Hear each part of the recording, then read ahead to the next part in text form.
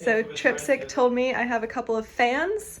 So I had this idea a little while ago that I wanted to start a business doing mini aquariums. So I bought a few half gallons to kind of start off on. And so I just pulled one of those for this project. So what I did is I took a little orange juice bottle, just like a pint, half pint orange juice bottle, and I cut it in half. That was just to get it down to size. And then I cut a couple of holes in it at the top, you can see. And what I did here is just attach a little bit of a net there. And then I also set up this little tube in such a way that I cut holes in the tube so it actually pushes water out through about 10 holes. Because the trick with these things is you've got to like create enough water circulation that the animal is healthy without so much that it pushes the animal out where the water leaves. One way I've been experimenting with doing that is I try and make the holes where the water comes in kind of like protect a outflow spot. That way any like small animals that approach the like output spot get pushed away by the inflow water jet.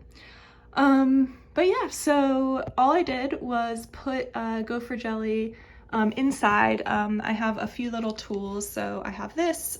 When the jellies are really small, you can use this pipette to pick them up, and the pipette actually just fits perfectly in the little hole in the top. So I just move aside that screen, put the pipette in.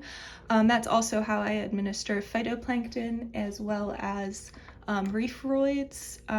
Typically I'm doing reef roids like twice a week, just a very small amount, and phytoplankton every day or so.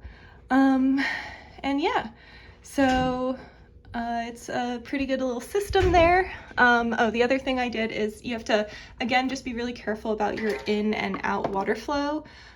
So what I did is I just attached this little tubing.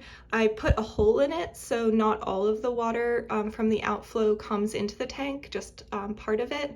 And then I just set it so that it sticks in there. So I would say about 70 to 80% of the water flow coming out of this pump is in the outside part of the tank, and you can see that gopher jelly is actually now big enough that he doesn't even have to be in the creasel tank.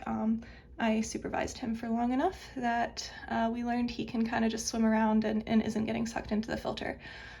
So yeah, keeping little baby Karma jelly in there for probably a couple more weeks, and then he can come out too, and then the whole little creasel tank can come all out, and it can just be a mini aquarium. So I'll probably add some more little corals, maybe a pretty rock, just to throw some zoas. I've found that I can keep just a Kenya tree, some zoas, and then, you know, some little snail invertebrate type stuff, and make a pretty little display tank out of this. So someday you may see these available on the internet, kind of like these pre-built little tanks, because I think more people need mini aquariums on their desk. Thank you.